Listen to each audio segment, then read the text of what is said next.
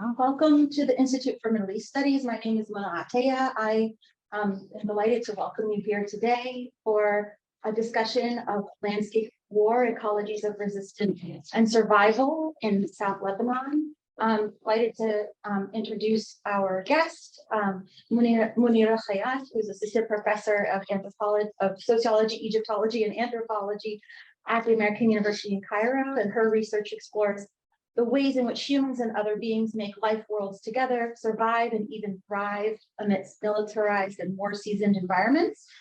Dr. Khayyat has been teaching anthropology at AUC since 2013, was sharing some of the trials and tribulations of that recently over lunch. Before that, she had a visiting professorship at the American University of Beirut, 2011 to 2013, and she's here with us today to discuss her much awaited book. And she'll be in conversation with our very own GW professor Diana Pardao-Pedraza, who's assistant professor of anthropology and international affairs here at the George Washington University. Her ethnographic work is based on rural Colombia, and it considers demilitarized landscapes, post-conflict economies, environmental politics, and multi-species relations of aid and care. Her book, Landscapes of Suspicion, Minefields, Peace Laboratories, and Ecologies of Post-War in Colombia, is an ethnography of humanitarian efforts to clear and liberate territories occupied by the explosive threat of improvised landmines. So the format of this event is really, we're going to allow Dr. Khayyat a few minutes to introduce the general overview of the book, and then she'll be in conversation with Dr. Pedraza about the book. So if you wouldn't mind joining me and welcoming our guests, delighted. Thank you for joining us today. Thank you so much. So should we do it like we discussed, or yeah? Is it okay with you? Yeah, that's fine. Okay. Diana wants to start? Yeah. Okay. Yeah. Is that okay with everybody? Okay. So first of all, thank you so much for being here. Thank you, Munira, for being here. Such an honor to be in conversation with her about her extraordinary book. If you haven't had it, here it is: A Landscape of War, Ecologies of Resistance and Survival in South Lebanon. This book was recently published by UC Press, and it's an ethnography of life amidst intermittent periods of storm and calm, about people, plants, animals, goats in particular, feels entangled in networks of care and survival amidst the consuming and devastating realities of war, but also of capitalism, nationalism, and abandonment. Evocatively describing landscapes shaped and scared by military outposts, cluster munitions, bombs, weapons, and militarized borders, Munira, and I'm going to use her first name because it's a kind of conversation, is concerned with how life is lived in places of war, where armed conflict, occupation, and sectarian suspicions have become a living environment, she calls it.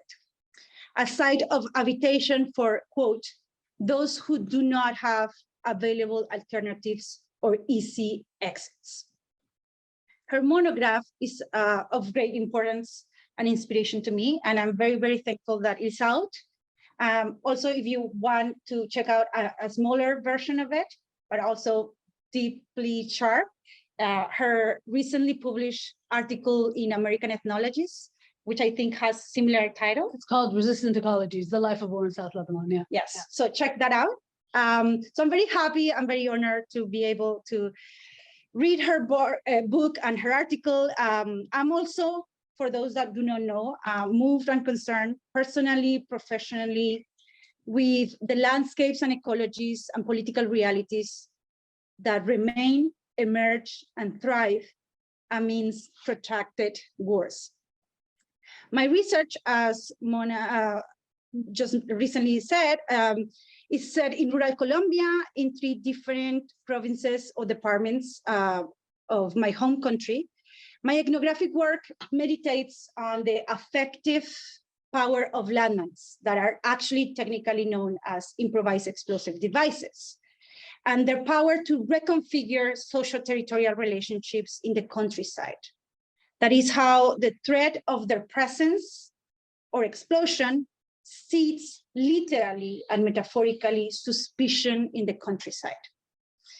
As my fieldwork took place amidst a recent peace negotiation and the development of a demining project, I also considered the efforts of guerrilla soldiers, army deminers, humanitarian workers, and peasants to unmake those landscapes of suspicion, striving to forge relationships of trust, reconciliation, and reconciliation. These efforts, I argue, seek to rehabilitate rural life and demonstrate that peace is a real possibility, but one that is fragile, ordinary, and constantly rehearsed. Peace, as Deleuze and Guattari would have it, is a minor political concept. So I am offering a framing of her research and mine, so you can see where are we both coming from and dialogue together today. So here is my first question for you, Munira. Your book is also interested in rethinking a deeply political concept, resistance, a term that, as you point out in the introduction, has been criticized and dismissed by recent scholarship. You, on the contrary, want to revitalize it, and revitalization and like life is important here, suggesting that resistance is a reality that, quote, pulsates through waves of war, and that it continues to be used by people in South Lebanon to talk about their, quote, sustainable life-making practices in the face of apocalypse. And you beautifully put, like, you know, some people are experiencing the end of the world, yeah, as it is right now, right? So apocalypse is not in the future, it's present. So inspired by your interlocutors, you take up the notion of resistance. So resistance for her is a sort of an ethnographic concept, offering an environmental and ecological take. Using this question as a way to introduce the audience to your book, its key terms and contributions, can you tell us a little bit about how you mobilize the concept of ecologies of resistance to examine war as a habitable place, as a living environment? Wonderful. Thank you so much, Diana. And thank you so much, Muna and Shana and Christian for this, for organizing this and for the invitation. Wow. This is a great format to be actually in conversation with Diana about our work. And resistance is really, I mean, the centerpiece of this book. In a way, I do seek to rehabilitate that concept because it used to be quite popular as a sort of a lens through which to understand, grasp, and frame subaltern life during the times of, I mean, actual militarized resistance in the worlds that I work in the 60s and the 70s. The concept of resistance was very prevalent and sort of had made waves in analytical and social scientific thought, even in the global north, right? But since then, it has somehow fallen by the wayside as a kind of a dated way of thinking about the world. But I insist through my work and my life in worlds that are unlivable to continue to hold on to this concept. I think just a little bit before I get into that, and I just wanted to say that, I mean, this book is about life and war, but it's a book that also comes out of my life in war. I am a lifelong inhabitant of war-seasoned worlds, and for me, war is an environment of living. So everything that I write about in this work, as also a scholar of war, resonates with my intimate sort of knowledge of life and war. So I write in that register, and I also insist that scholarship can also be relevant when it is presented in that register. We don't have to sort of like enact a sort of a sterile distance from that which we think about in order for it to be accepted elsewhere. And this is something that I struggle with in what I'm trying to do, because I mean, I work on war, and for many people in the global north, war is something that takes place elsewhere and to others, to other people. So it's a concept that, because of course, since World War II, I mean, the world is dominated by a certain, configuration of power, and most of the concepts that come out of, I mean, that dominate the world are also related to this configuration of power. So war is one of them. Since World War II, war was outsourced to other places. And so war is something that you hold at a distance and you think of in terms of the breakdown of the social, and a place where only savages and, barbarians and other kinds of sort of unsavory types sort of wallow in and can't sort of emerge from. And I insist, no, actually, we have to think of war as something that implicates us all. People in the global south, sure, they suffer from war, but I mean, these wars are not disconnected from, structures that are in place that actually determine the way in which, people live in the global north as well, right? So it's a personal text, and it's also a political text, and I sort of insist on the poesis and the politics being going hand in hand. I grew up in Lebanon during the what is referred to as the Civil War, from 1975 till 1990. But I mean, if you've paid any attention to Lebanon since then, it continues to be a pretty devastated and unlivable place.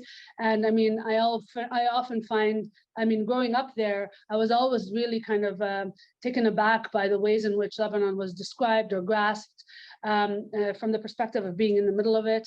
How can one live in a world that is not livable, right? So, I mean, and this is kind of the leading question, because I mean, of course, thinking of Lebanon, for example, as a failed state, I mean, what does that mean, apart from sort of like designating, or exposing the positionality of the person who's thinking in terms of failure, right? That this is a broken thing. I mean, we have to actually come up with concepts that are closer to the ground of the world that we seek to understand, right? And it's an ethnographic move, as Diana pointed out. But it's also a political move, right? So to get to the question of, so war is the object, right? And to get to the question about resistance, which is a really wonderful one, and that helps me sort of speak to, a lot of the things that I just pointed at. Resistance in South Lebanon is a political fact, but it's also a sort of an affective and existential orientation, right? So in South Lebanon, if you know a little bit about it, this is the southernmost borderland. I mean, the South Lebanon I talk about is the southernmost borderland of South Lebanon that is adjacent to and borders occupied Palestine, Israel today. And since 1948, this region has been at war with a neighbor that is belligerent and powerful, and that has invaded and occupied and contaminated the environment with landmines and cluster bombs and napalm and white phosphorus and all kinds of technologies of destruction. And the people who live in this area are mostly farmers. There used to be towns and cities there, but of course the area has been depopulated because of the condition of war that has been ongoing for the larger part of a century now. And so people who live in this area are largely now farmers, and many of them farm tobacco for the state-owned tobacco monopoly, right? So there's a certain interesting sort of combination here of structural forces, of enduring structural forces of labor and impoverishment and capitalist extraction, but also bordering in nation states, and also sort of like episodes of like, acute violence that keeps on sort of erupting in the region. And so life is pretty rough. It's not that easy to be a southerner inhabiting those tobacco farming villages, and yet I mean, and of course it's really depopulated, but life endures in these parts, and it's a life, of course, that if you're living it, you rarely actually describe, and I mean you try not to describe in diminished terms, right? So if it's your life, it's your only life, right? And there's something that you want to sort of say about it that gives it that honors it, that gives it dignity, right?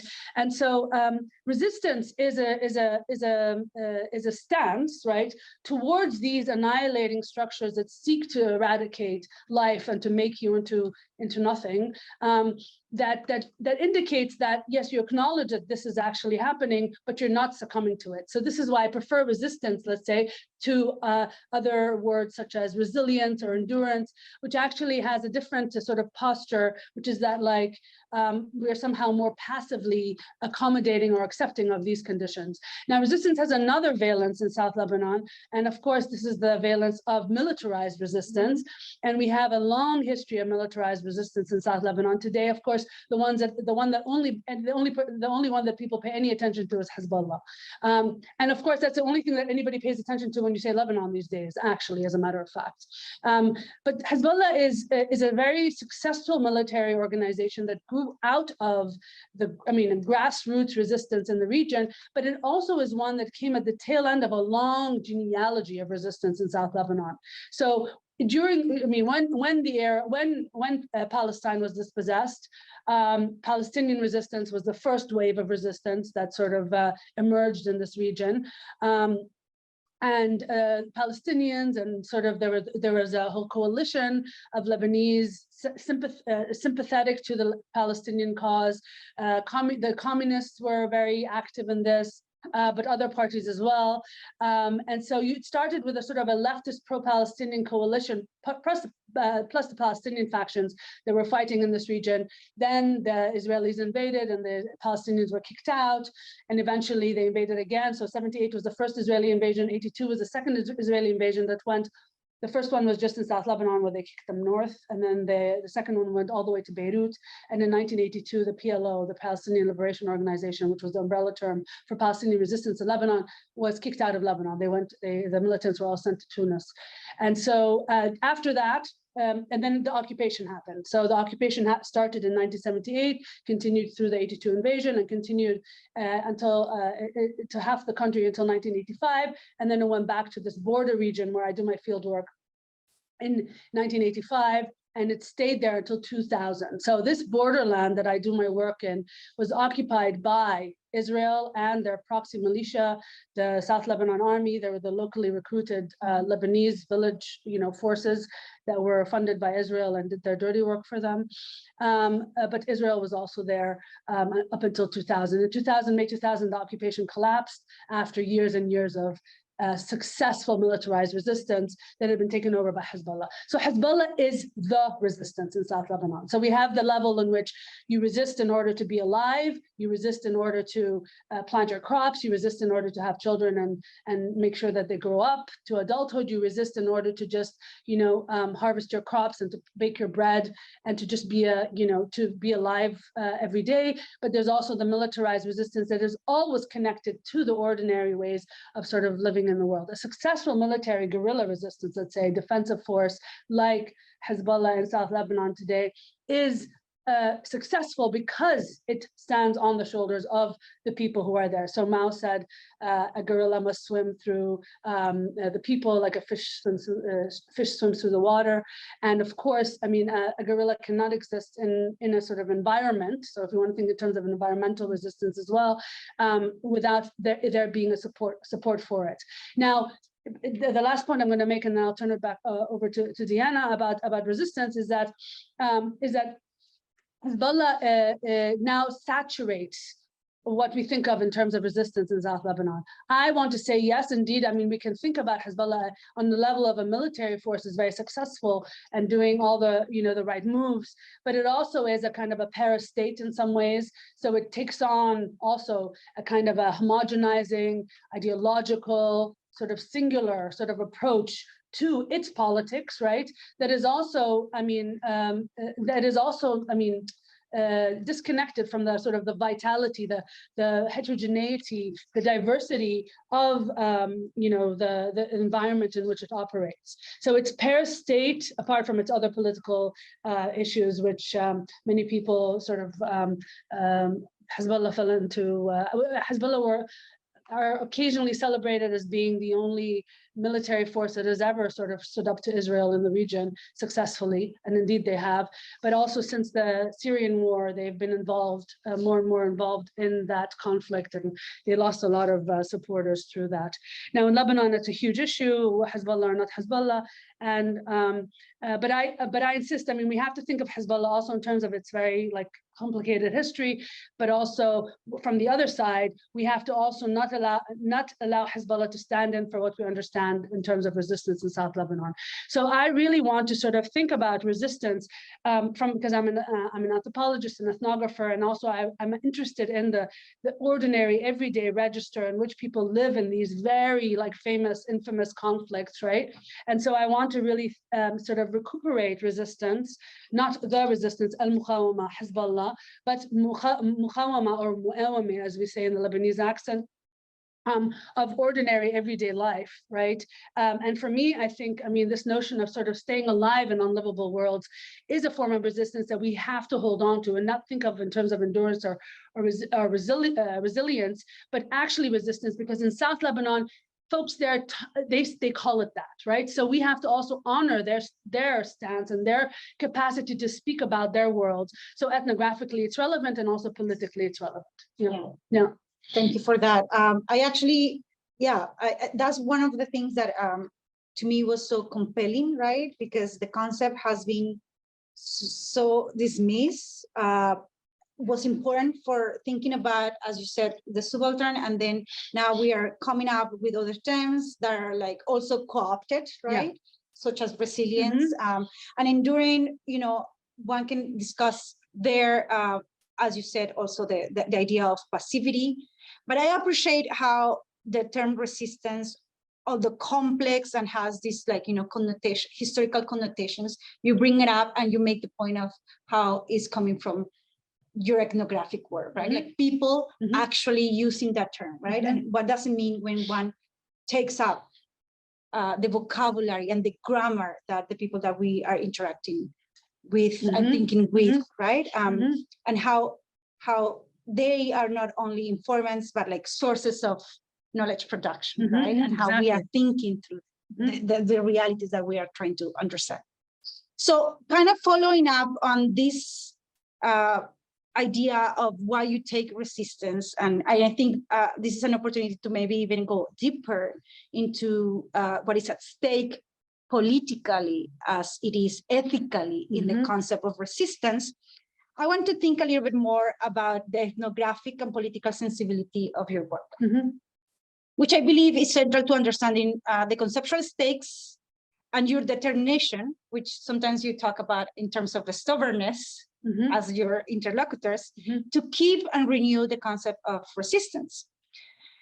And I want to do it, I want to get into this through the reflection on Ziad Rabbani's song, The Lebanese National Resistance, right? That was, I think, published or see the light in 1985.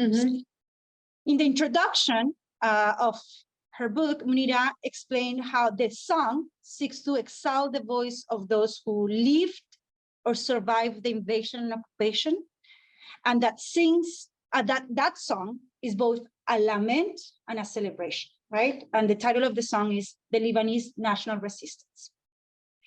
So you end that page by saying, quote, "This is not a book. This is not a book, you guys. You can buy it, but this is not a book. It is a salute."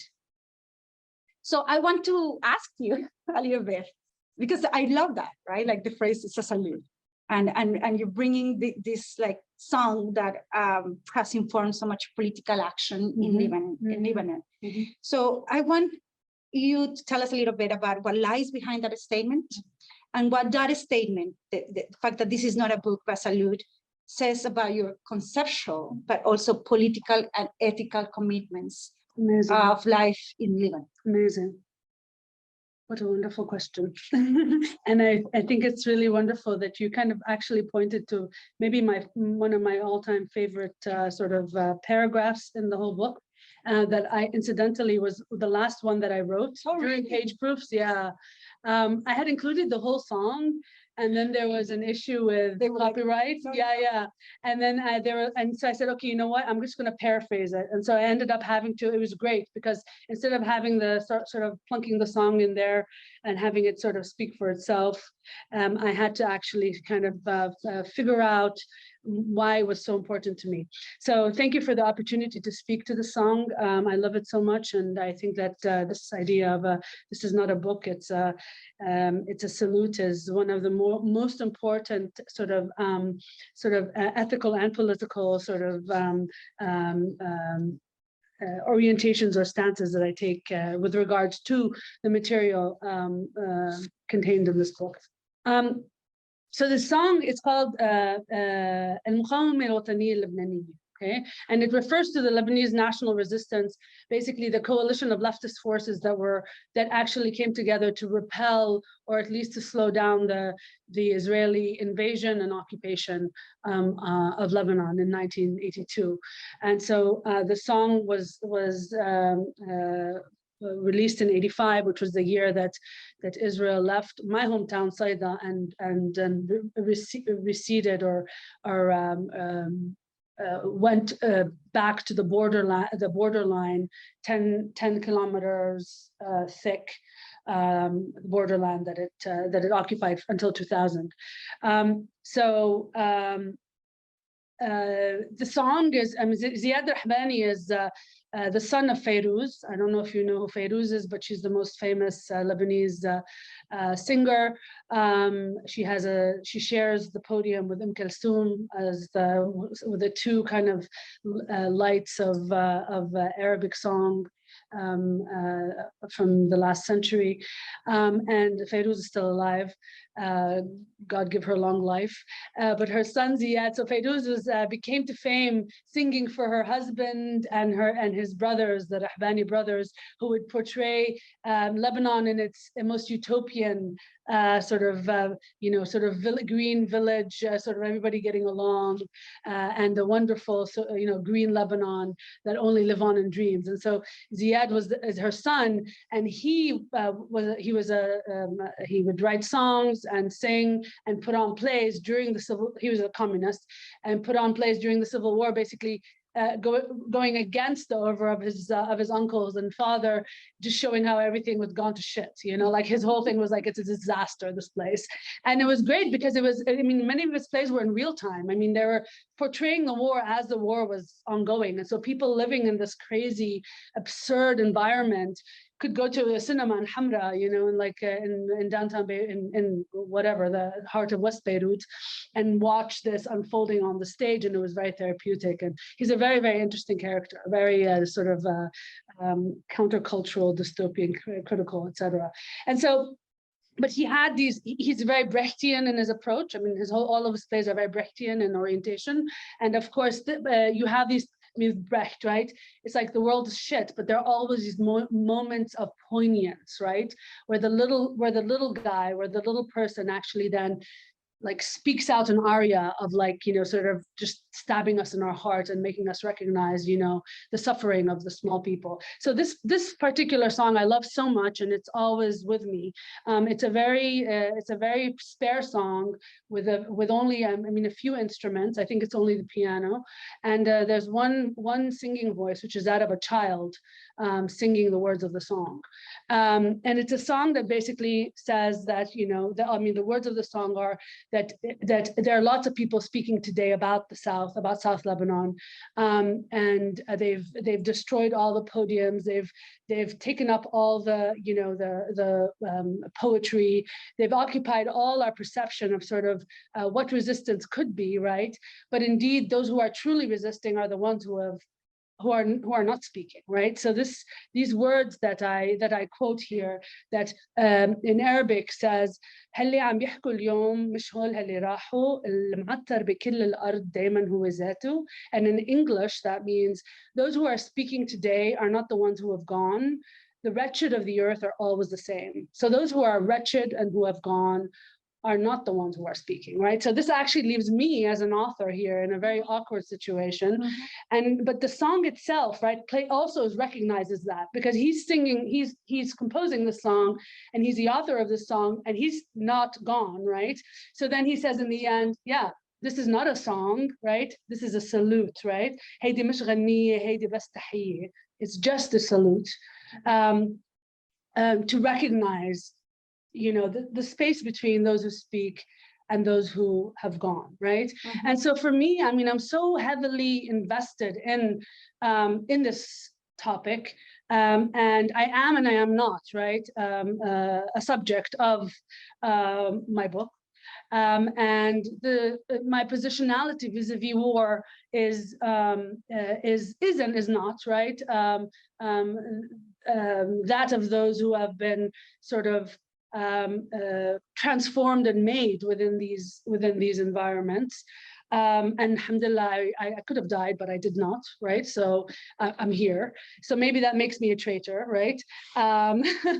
So the affect of a salute, I think, is one that really sort of helps me cope with being a scholar. Because, I mean, if there's one thing I really feel like discomfort about in being a scholar, is that ultimately, I mean, everything that we write about, even if we feel strongly about it, is going to sort of help us get ahead in our careers and in our ultimately the power configuration is that those who speak are the ones who are in power, right? So that was for me sort of and it was really like the last paragraph that I wrote when the book was, and then the book went to press, that really sort of positioned me in this kind of I'm not fully forgiven, right? Or I'm not absolved of the guilt of speaking for those who have gone, but it helps me sort of attenuate my relationship to this sort of problematic positionality. Yeah. Lovely, lovely. I really appreciate that, and the whole story, and I think actually you answer about the positionality, yeah, and location is another one that I would like to ask to reflect on. And this is one that is supposed to become like, the fifth question, but given the answer, I think that will be a good opportunity to talk about it, right?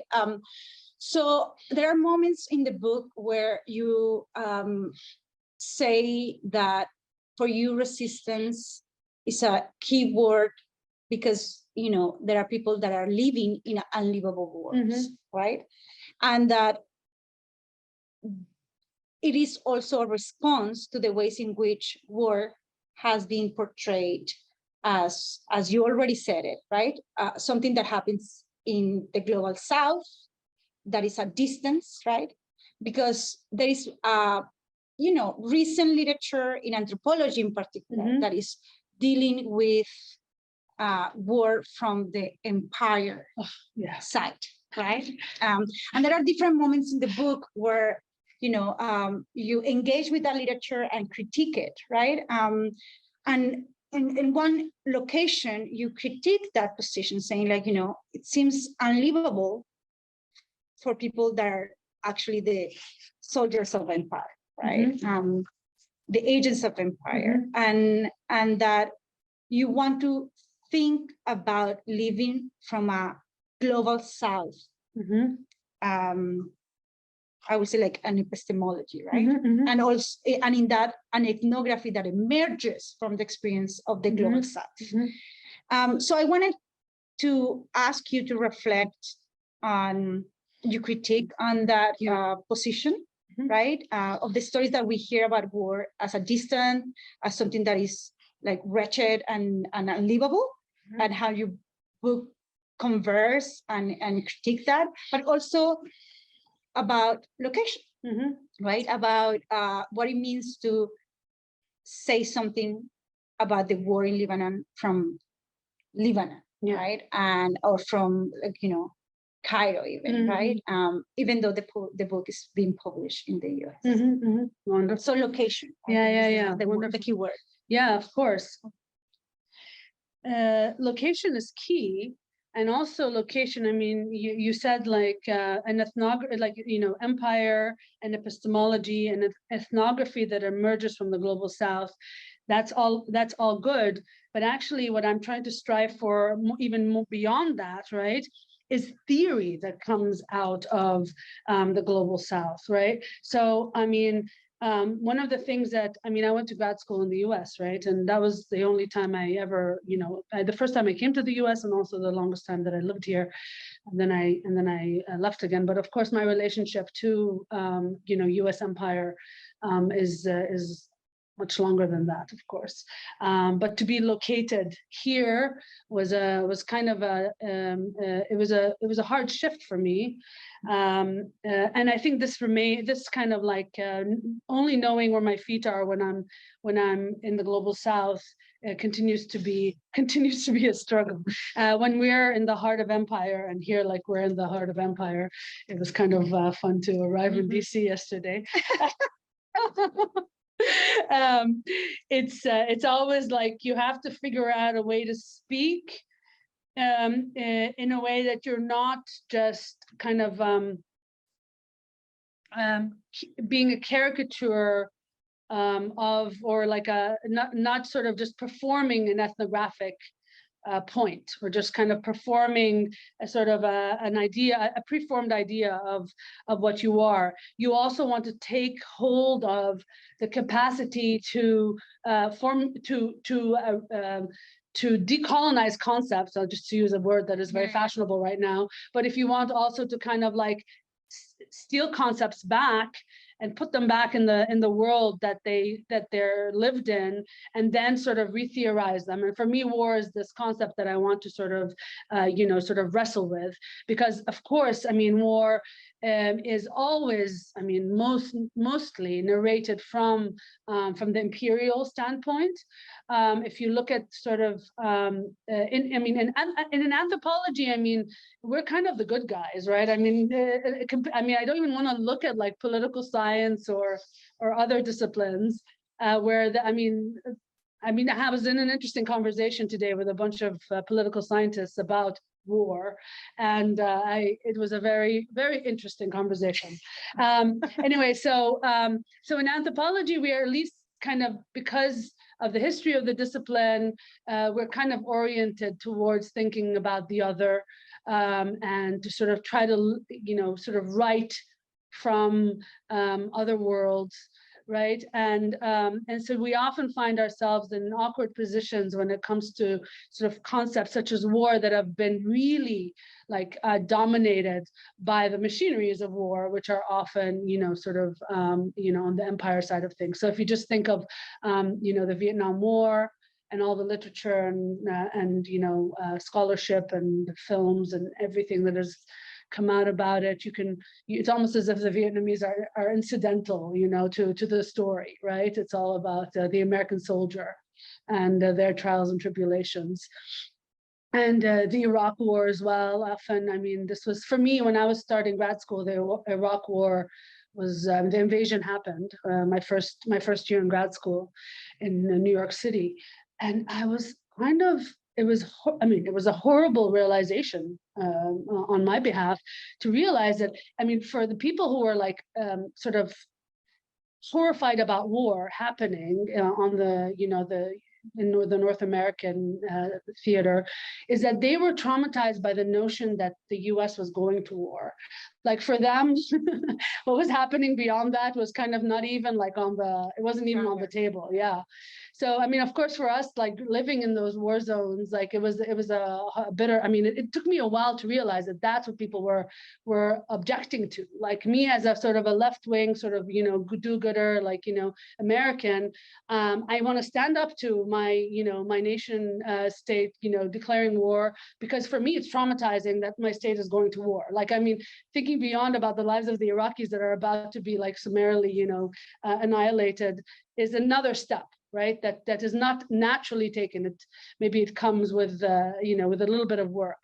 So actually, I mean, these and these concepts, I mean, really need to, I mean, war in particular, I really need to sort of push back on, not in order, and many people who sort of think about or who listen to what I say about war, they often push back and say, like, what are you even saying? Are you naturalizing war? Are you saying that war is good? Are you saying, that, we shouldn't resist war? And I'm saying no to all the above. No, I want to actually, though, think about war as something that is not an elsewhere. I want to think about war as something that is actually here. I want to think about, life in war as something that is not just about degradation and sort of dying. It's also about planting your fields. It's also about bringing up your children. It's also about loving your companion species. It's also about, hoping that the sun rises tomorrow. There's a lot of beauty in life, and one can actually, pursue it in these, like, pretty ugly worlds. And so to bring to sort of wait, I say, like, in the American Ethnologist essay, also one of the last lines that I wrote at the proof stage was that my intervention is a guerrilla missile, sort of, lobbed at the concept of war that is really sort of like, that really takes up a lot of space in our understandings of what war is. So positionality is definitely key to thinking with, but it's a positionality that should be also, I mean, movable, right? The fact is that, yes, I mean, okay, yes, I work and teach in Cairo today, and I live and I am Lebanese, etc. But I was trained, as a scholar in the global North. I'm conversant with all the things that everybody knows about, and I refuse to continue to be like an ethnographic example. Like, that's the girl from, the angry brown girl from the global South who, like, is giving us a very good example of how traumatizing it is to grow up in war. And this is why I refuse terms such as trauma, for example, to understand our worlds, because, I mean, those are too easily also sort of then pathologized and also then addressed with, like, I don't know, pills and stuff to deal with PTSD or whatever it is. Whereas, once you live in war, you live it. I mean, it lives with you, so yeah. Yeah, and I think that conversation actually, and I know how. First of all, how are we doing on time? Because I know that we want to have an open conversation with folks. Yeah, say. Perfect. So just to wrap up with one question that I think you kind of answered with your with what you just said, right? Like, my following up question was about the domestication of war, because there are moments in which you talk about, how the people that you are thinking with are thinking about war as home. And this is one of the subtitles in a couple of places, or like a phrase in a couple of places. And in another place, you say that you are interested in, like, lighting up and emphasizing how the dwellers of this embattled borderland have found ways of domesticating war.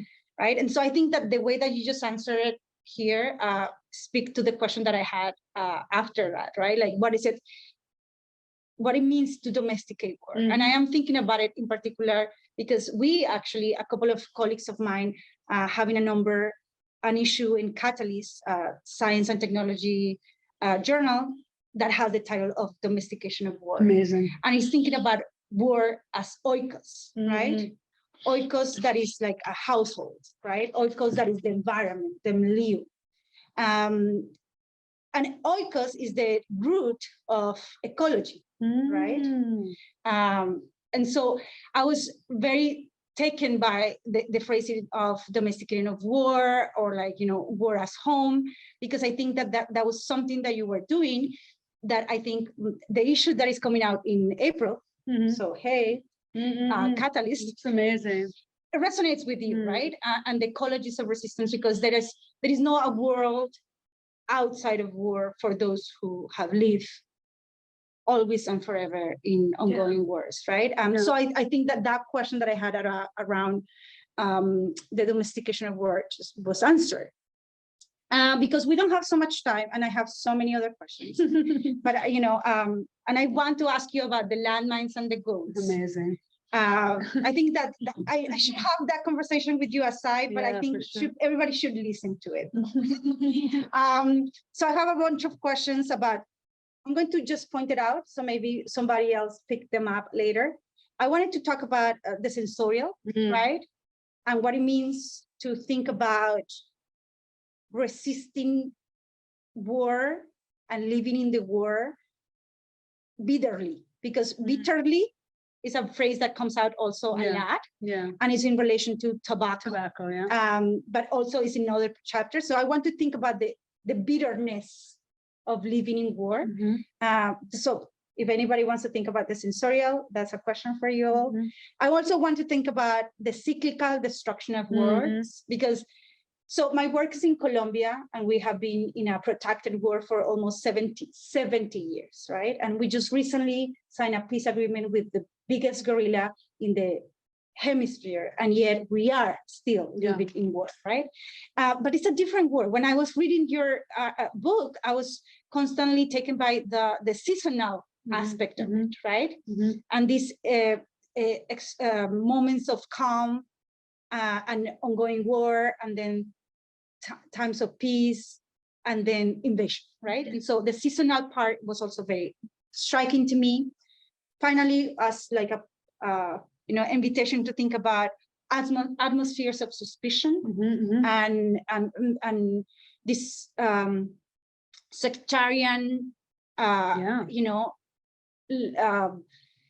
atmosphere that you yourself and your sister experience at several points in your book. All of those are questions that I want to ask, but I am not. Now I want to talk about landmines and goats. So as I mentioned, my work is in improvised explosive devices and humanitarian demining, thinking about how one does landscapes of war, right? How does one make this effective presence that is both material and metaphorical. And she has a beautiful chapter on landmines and goats. And in it, she describes how people live and sadly sometimes die in minefields, and how goats, in contrast to cows, are wonderful companions in the effort of surviving minefields. And it's one of the chapters that show us, alongside the tobacco one, how is that the effort of resistance is not a human only effort, but is one that is done with non-humans, right? So tobacco and goats help people survive. So I want to talk to you about more than human collaboration and more than human survival, and ask you to speak a little bit more about how these ecologies of resistance push our conversations of warfare and survival to a more than human framework, right? Absolutely. Thank you so much, Diana. It's just such a pleasure to hear, to speak with you, and also to hear you sort of speak about, the things that I'm trying to get across. Because for me, I just want to say that, the most remarkable thing about having birthed the book is to see the way in which it's taken up. And when it arrives in the hands of people who already know what I'm speaking about, and then it still resonates, this is when I feel like I have achieved something. So it's really, really wonderful, and really thank you so much. But honestly, I think our work on landmines is and multi-species survival is extremely resonant and overlaps quite a bit. But I will just, since we don't have that much time left, I just wanted to say, so the book is called Landscape of War. Landscape is a framework that allows me to bring in all kinds of registers, right? For me, it's really frustrating. It's also kind of the militarized male gaze on war, also the political scientific gaze on war, that just basically looks at, actors who are male and militant, and frameworks such as the nation state and militarized groups, and everything else falls out of the picture, right? And like growing up as a girl child in war, I mean, where was I in this formulation, right? I was brought up through networks of care, ecologies of survival, right, within these sort of devastating, I mean, yes, male-dominated violent environments, yeah. But so the landscape allows me to bring in all these different sort of like, survival networks. And those are what I call ecologies of resistance. Or resistant ecologies is the phrasing that I use. And for South Lebanon, because it's a rural area, they're like literally ecologies in some ways, because I look at tobacco farming, I look at goat herding, I look at the spirit-infused landscape. Many of the natural features of South Lebanon actually have good spirits in them, also some bad spirits, but it's a spirited landscape that also like transcends the modern sort of disenchanted modern sort of landscapes that we are more familiar with, and also look ultimately at human-human relationships, because those are also relevant, even though we try to decenter the human and sort of opening up the possibilities of the political and the social in the sort of multi-species angle that I look at. So I look at trees, and I look at goats, and I look at tobacco, and I look also at other humans as sort of knitting those webs or those nets, let's say, of survival. And to go back to the landmines, I mean, this is a heavily mined area. So the thing about war and life, which I find really interesting, is that they're both premised, especially in rural areas, which is also where Diana works, on the land, right? So to be a successful military, you have to have a sense of the land, and to use the land in a way that actually then allows you to control and do what you need to do and destroy. But in order to live, you also have to use the land, right? So people in South Lebanon are trying to figure out, like, okay, so this is a militarized area, of course. I mean, they're born in it. Now we're like 3 generations, 4 generations into this war condition, and it's heavily mined. I mean, mines are like, they're really obnoxious things that sort of alienate people from the land. But if you need to live off the land, you can't allow those deadly things to really kind of get in your way, right? So you have to devise ways in which to overcome them, yeah. And you have to also, there's always the risk, right? And in South Lebanon, I mean, people rely on tobacco, which is a cash crop that the state buys from cultivators at a fixed price. So that is just a wonderful thing for most people there, even though they call it the bitter crop, nabt al-murra, because it's inedible. It's tobacco. And it's also it's a very labor-intensive crop as well, that is premised on poverty and domestic labor, right? So people consider the life that it gives to be a bitter one, but it's a life nonetheless, right? So bittersweetness, right, of this thing is really sort of like centered here. And then goats are amazing because they're investment, but instead of like investing in a horse or a cow, that if that creature dies, you're screwed, you have many goats, right? And goats are really clever, and they also scavenge. They can live off of whatever when things are scarce. But most importantly in South Lebanon is that goats are little short, like 4-footed things, and they can sort of like trip trap over minefields, and they don't set off the mines, because mines are calibrated for human weight and beyond, right? So the human step is like a certain amount of kilos, and the goat is like this 4-footed, like light, very like limber little thing that just doesn't set off the mine. So the goats need to graze, and they're sent to graze in the minefields, which, because humans go there, or other bigger animals, are very lush and nutritious. And so it's a happy sort of like, combination of deadly things and living things that then enables the people who have to stay in these regions to eke a living out of, right? And so I think that this is, I mean, it's an ethnographic reality, but it's also a metaphor for the kind of creative strategies that people who live in unlivable worlds sort of innovate, right, in order to live in these environments, right? So, I mean, I live in Cairo, in a city that is extremely, and also in an environment that is extremely sort of unfriendly to life in many ways. And to also just see the sort of the strategies that are devised by people who really, by any kind of official sort of reckoning, shouldn't be able to be alive, right? The ways in which they innovate those sort of like, networks and possibilities that then enables them to live in unlivable worlds is something that we have to think about, that will also allow us to get beyond sort of only war-torn worlds, to think about the other structures that also diminish life, within the Anthropocene, such as climate change and all kinds of contamination and like violent states and all kinds of things. I want to hold on to the specificity of war, but I also want war to be recognized alongside these other structures, right? It's not just an extreme form of savagery that barbarians live in and like animals and sort of like participate in because they don't know any better, but it's actually like, it's similar structurally and also in terms of how people live in it to other formats that we're able to recognize, like, I don't know, ecological industrial disaster, for example, right? That for us is more visible than or acceptable as sort of a disastrous zone in our world today than war is, right? Yeah. Awesome. Thank you so much. Thank you. So once again, I have a bunch of other questions, but I think this is time for opening up for our audience for any other questions and comments that you. Thank you so much.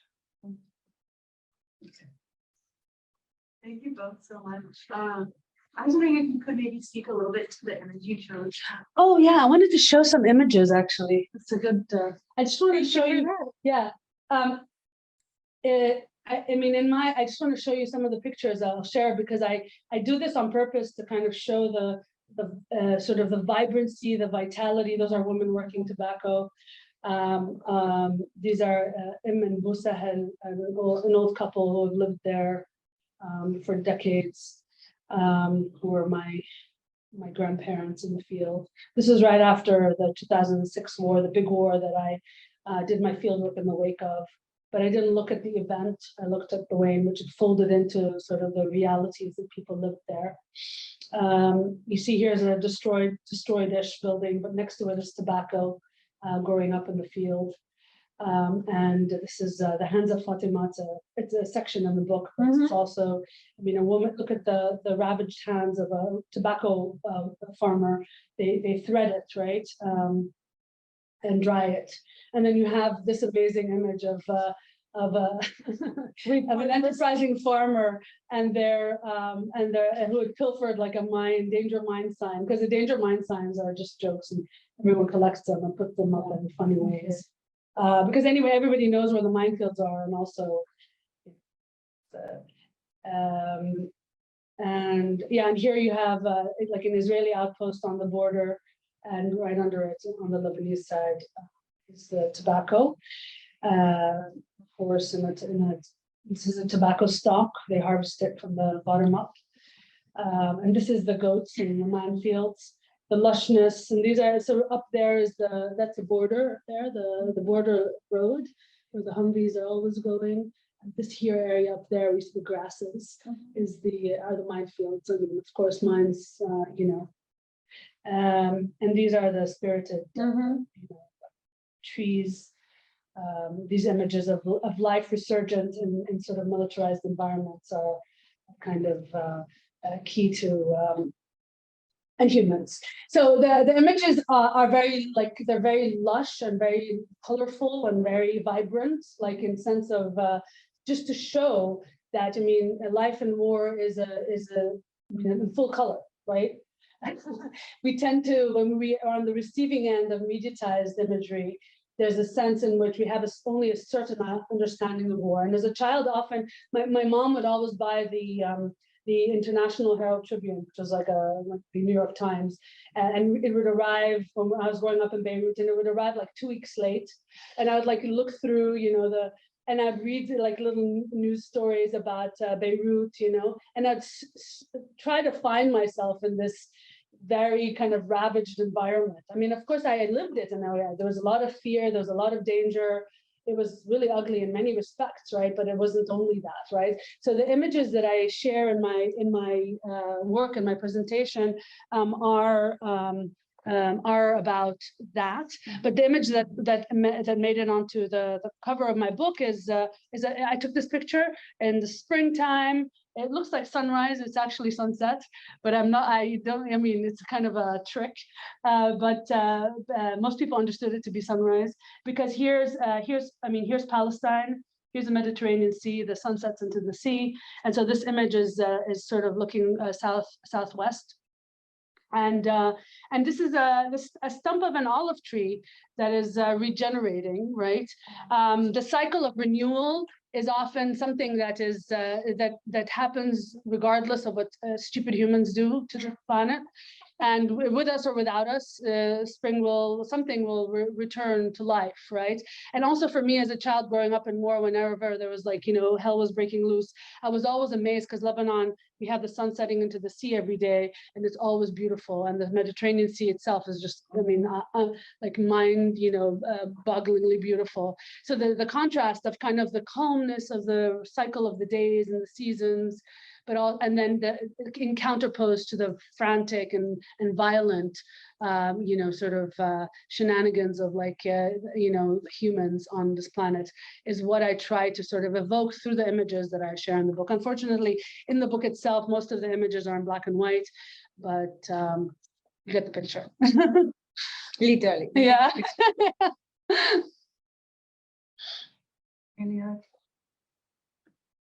Thanks so much. I really look forward to reading this book. Thank you. I'm actually a historian of Afghanistan, so a lot of this resonates.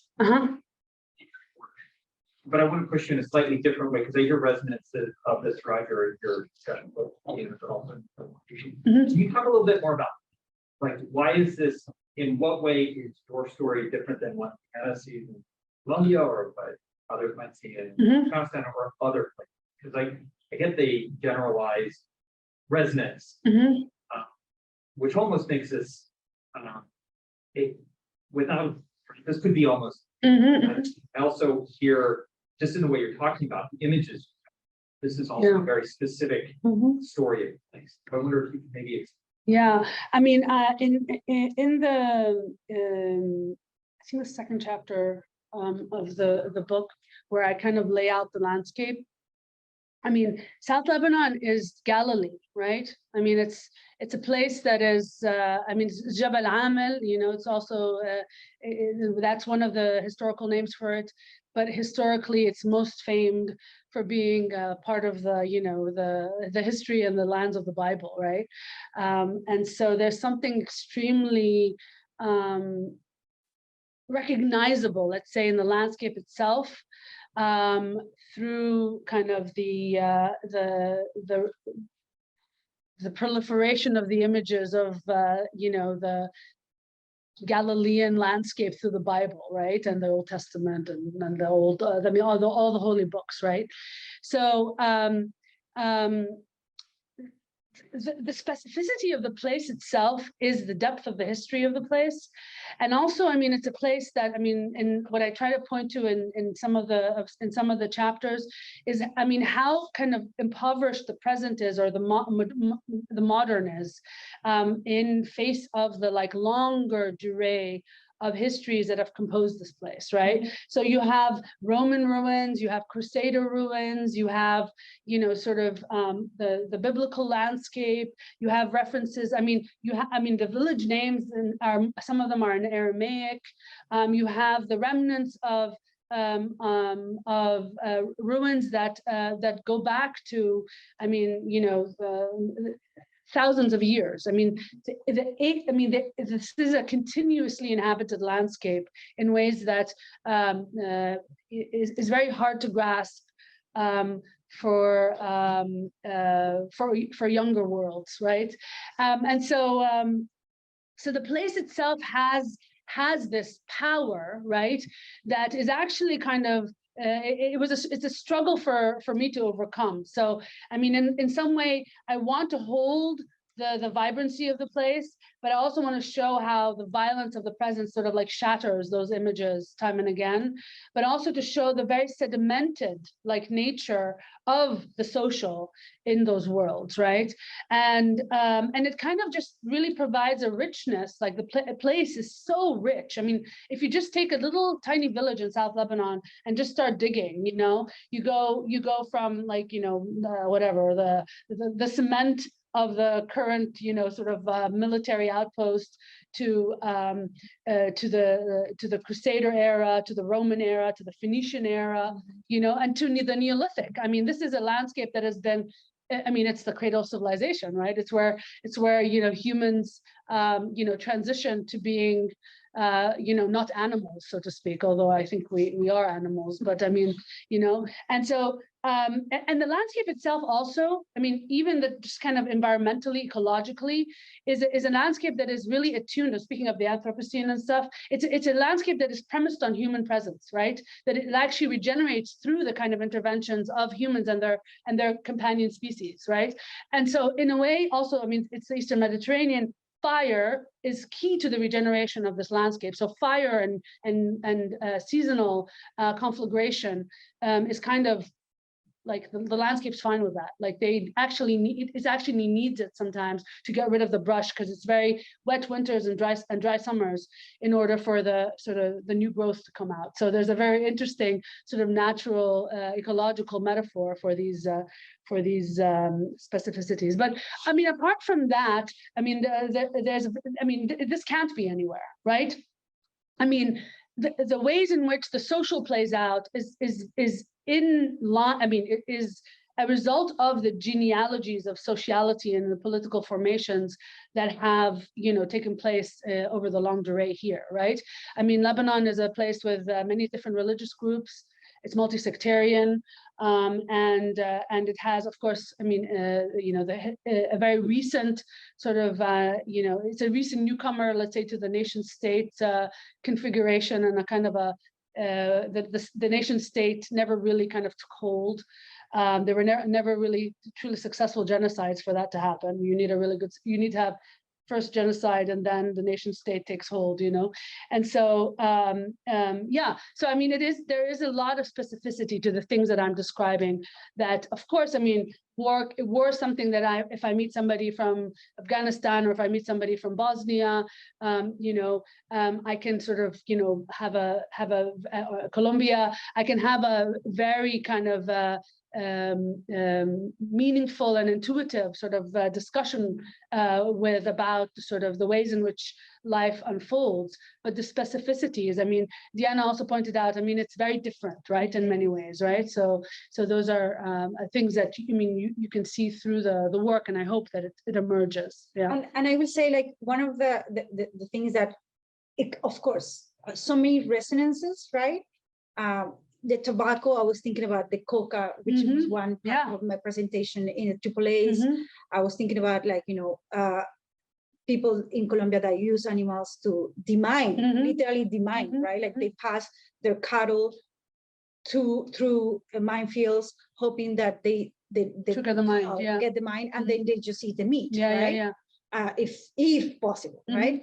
And yet at the same time, something that I was struck by, and that was one of the questions that I had precisely, was about this seasonal aspect, right? Which to me brings also that specificity that of what you are talking about, right?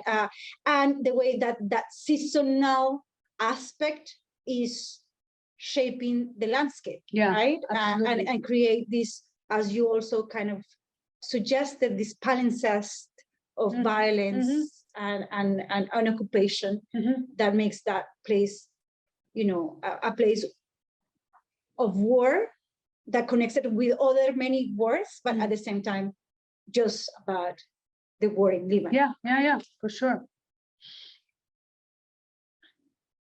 Over there? Yeah. Thank you very much, Fantastic. I'm happy to get to see you again here. Yeah, it's amazing. Amy was my colleague at AUC when I first started 10 years ago. Amazing. Tip my hat to you. Thank you. So just acknowledge that it's not just a difficult subject to write about, but that living in Cairo is a Mhm. difficult place to write. Yes, of course. Absolutely. I'm teaching at AUC. Yeah. Yeah. My question is related to what you were just kind of elaborating on about temporality. Yeah. And it's really kind of remote because I think in both the case of Colombia, conflict there, and South Lebanon, I mean, these are both conflicts that gone on for decades. Mhm. And so I'm just wondering if either of you can comment on how the sheer length of time or duration of these conflicts, how they've transformed over time, not just how they've transformed people in the landscape, but also the conflict itself has transformed. And I'm thinking about some of the stuff I'm working on myself, what is still referred to as the Turkish-Kurdish conflict, Turkish KK conflict, neutrality on the conflict that involves Arabs and Assyrians and Yazidis and Armenians, and basically all of the people live across a large swath of Iraq and Syria, but we still call it a Turkish conflict. It's actually not anymore. So I mean, that's just one example of how conflicts that run on for decades transform. And yet we as scholars don't even really, don't have the capacity, or we haven't come up with new ways of talking about them. Get at that complexity. And so I'm just wondering, because these are two different cases, but one thing they have in common is the sheer duration of the conflict. So I just be really interested to hear from either of you to speak about that. That's a great question. Colombia has been, the question of time and like when the war in Colombia started, and therefore when it ends or has ended, is a question that a lot of people like me are struggling with, right? And pushing against, as your own work, right? Because a very mainstream idea of war is that it has a beginning and an end, right? Yeah. And in Colombia, in particular, with the recent peace agreement, people have to grapple with the fact that we got into an agreement with the oldest guerrilla group and like the biggest guerrilla group in the country, but also in the hemisphere, and yet people were still dying, being disappear, right? And even through the process and lack of political will, some of those that demobilized went back to the jungle, right? And adopt a different name. Yeah. So now people are trying to think through it, right? And trying to push and think about what other concepts we can use. And in Colombia, and as I imagine in many other countries, people don't talk about war and post-war. Or at least the people that are critical of the temporality are using, for example, terms like post-accord. By trying to sign, right, the fact that the war is ongoing, the violence is ongoing, but we agree on a peace accord, right? And the accord, the legal framing is there, it happened, it was important, and yet it's ongoing, right? Yeah. And also thinking carefully about the actors, right? Colombia's war has changed radically from like liberal conservative armed groups in the 40s and 50s to the leftist communist guerrillas in the 60s and 70s to the drug lords in the 80s through the paramilitares in 90s and 2000s to violent state throughout, right? And now we have what they call technically dissidents from the peace agreement with FARC, right? And so I think that I'm just trying to kind of think about how constantly our efforts are trying to specify the actors involved in the war, right? to try to point to the dynamics of it and how in the changing of the actors, the dynamics of the war change. So once again, paramilitaries, like the paramilitary were supposed to be demobilized in the 2000s during the Álvaro Uribe Vélez Ralito peace agreements with the right-wing paramilitaries. And then because of many circumstances, including the fakeness of that process, some of them became what we call now criminal bands.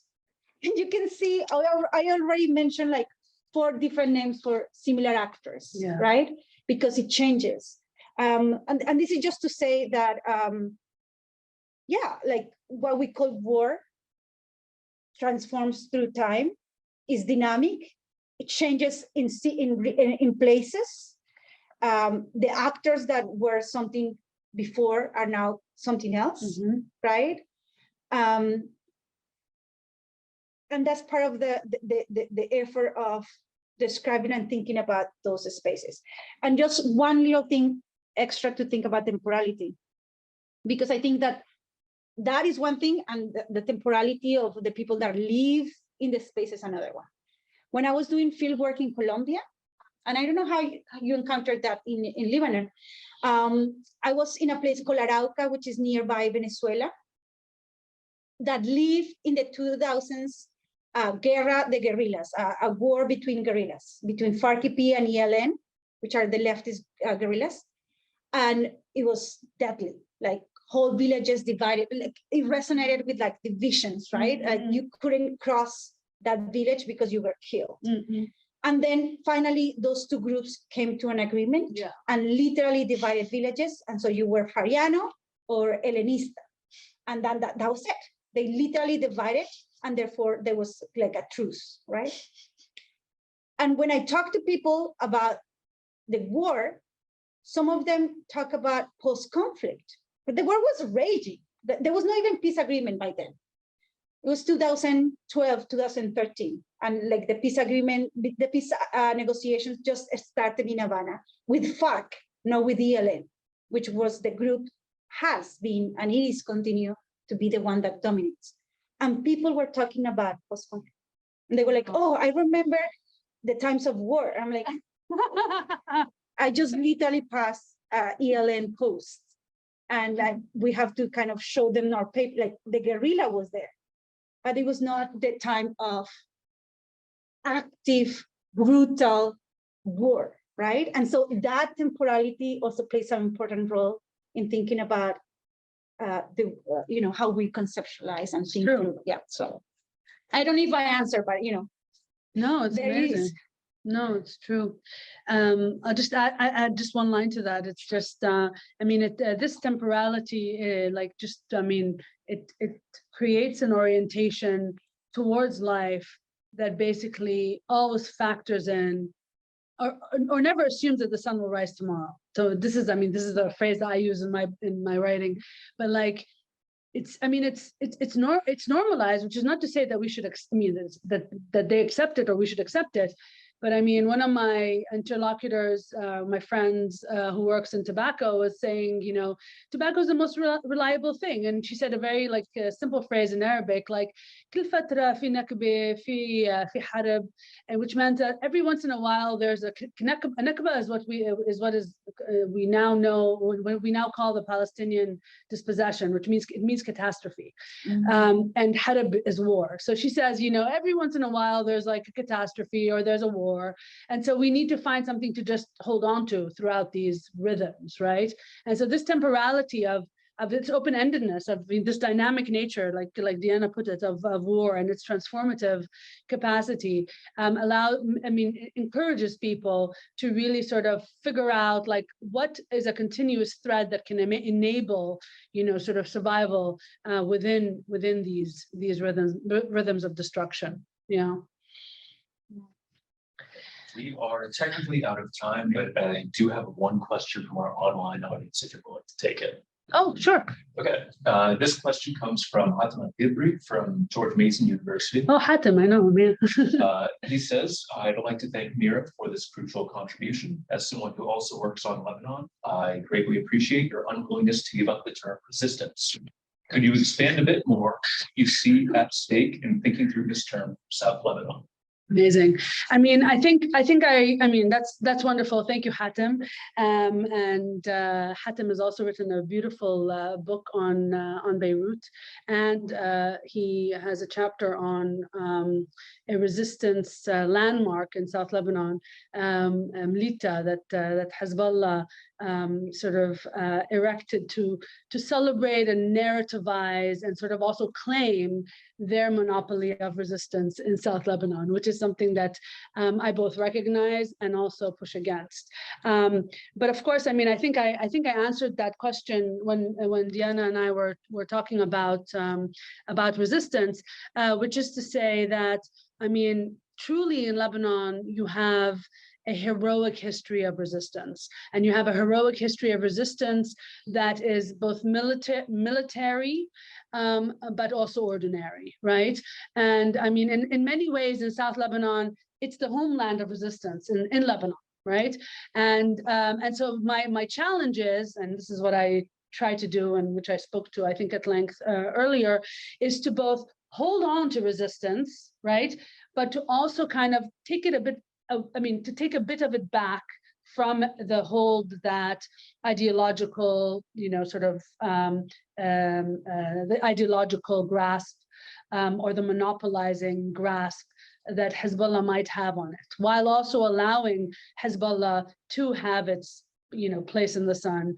I insist also that it's more than Hezbollah, and Hezbollah themselves, I think, know this as well, because of the ways in which, in my chapter on Mlita, because I also have a chapter where I contrast Mlita, which is a curated sort of resistance landmark, to this broken hilltop. Oh, it's not here. That's on my where resistance is sort of more muted and sort of like fractured into all of its component parts.